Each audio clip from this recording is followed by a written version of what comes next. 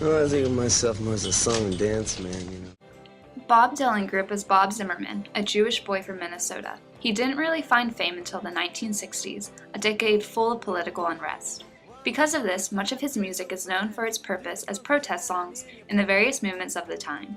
Despite the incredibly important role that his music played in both the peace and civil rights movements, Dylan throughout his career refused to express his opinions on many of the pivotal historical events that were going on around him. In particular, he refused to answer questions about the Vietnam War. In an interview in 1968 with the left-wing folk magazine Sing Out, they asked Dylan whether or not artists should play a role in the peace movement, to which he responded, "I know some very good artists who are for the war." The magazine then clarified by saying they wanted to discuss artists against the war. Dylan said, "That's like what I'm talking about. It's for or against the war. That doesn't really exist," and refused to elaborate. These incredibly ambiguous answers can be found in many interviews with Dylan. Oh, do you consider yourself a politician? Do I consider myself a politician? Well, I guess so. I have my own party, though. Have a name? No, there are no presidents in the party. There's no presidents or vice presidents or secretaries or anything like that, so it makes it kind of hard to get in.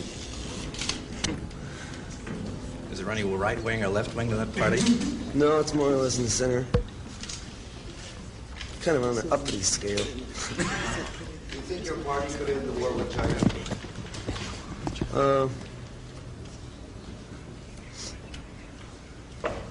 I don't know. I don't know if they have any people over there that would be in the same kind of party, you know? So it might be kind of hard to infiltrate. I don't think my party would ever be approved by the White House or anything like that. In 1963, Dylan released a comedic song called Talkin' John Birch Paranoid Blues about the Red Scare in the U.S. In the song, a man becomes sure that communists are making their way into the country. He decides to join the John Birch Society, an anti-communist group started in the early 50s. He then begins searching for Reds everywhere, literally, in the toilet, under the bed, in his chimney. When he still comes up with no evidence, he decides to start investigating himself. In 1963, Dylan was invited to promote his album Freewheelin' on The Ed Sullivan Show. He decided he would sing this song, and when the show asked him not to, he left and his appearance was canceled. He also released a song called Masters of War on that album, which directly criticized the Cold War arms buildup that was occurring.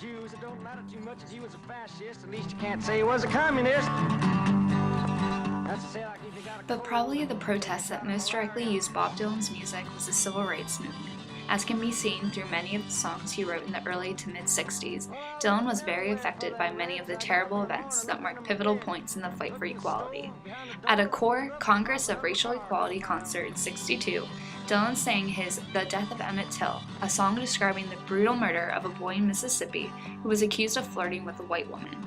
The last verse of the song shows Dylan's hopes for future racial equality in the U.S. I even looked up my chimney hole, looked down deep inside my toilet bowl, I got away.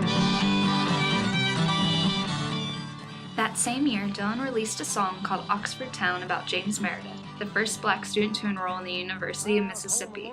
In '62, Dylan first played Blowin' in the Wind at Gertie's Folk City in Greenwich Village. He introduced the song by saying, "This here ain't no protest song or anything like that, 'cause I don't write no protest songs." Despite this, the song would be used as such. How many roads must a man walk down before you call him a man? Yes, and how many seas must a white dove sail before she sleeps in the sand? The line, "How many roads must a man walk down before you call him a man," spoke directly to the injustices that faced African Americans in the U.S. Similarly, the peace movement used the line, "How many seas must a white dove sail before she sleeps in the sand," in their protest songs against the Vietnam War. Later that year, Dylan released The Times Are A-Changin', a song that has been called the anthem of the '60s.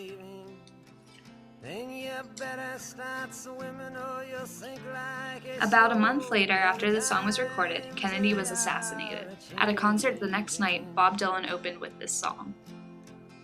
Dylan was a performer at the March on Washington in August of '63, where he sang When the Ship Comes In, as well as Only a Pawn in Their Game, a song about the killing of civil rights leader Medgar Evers. Hey, bullet from the back of a bush took Medgar Evers' blood. His finger fires the trigger to his name. Hey, so hid out in the dark, the hand sets its spark to eyes of pain. Behind a man's brain, but he ain't plain.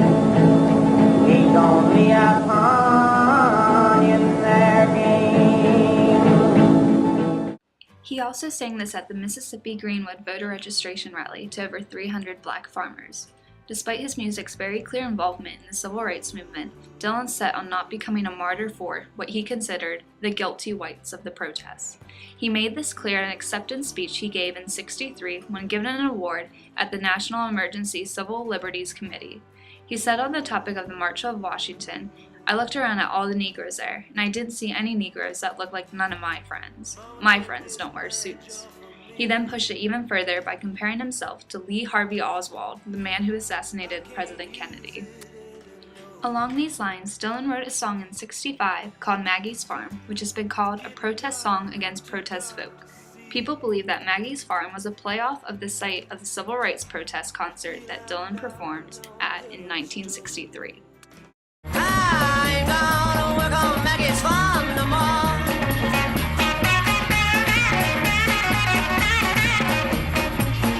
When I wake up in the morning, fold my hands and pray for rain. I got a head full of ideas that are driving me insane. It's a shame the way she makes me scrub the floor. I ain't gonna work on Maggie's farm no more.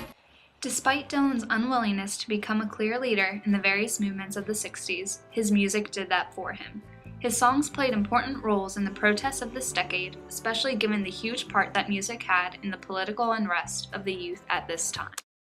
I mean, there are all these cliches about, Dylan being the spokesperson of his generation or the conscience of his generation. And those things really are cliches, and, they're more to sell records than anything else. But at another level, there's a certain element of truth to that. At least there was for a whole lot of people in the '60s who were at my age. Dylan really did seem to speak to something in our experience.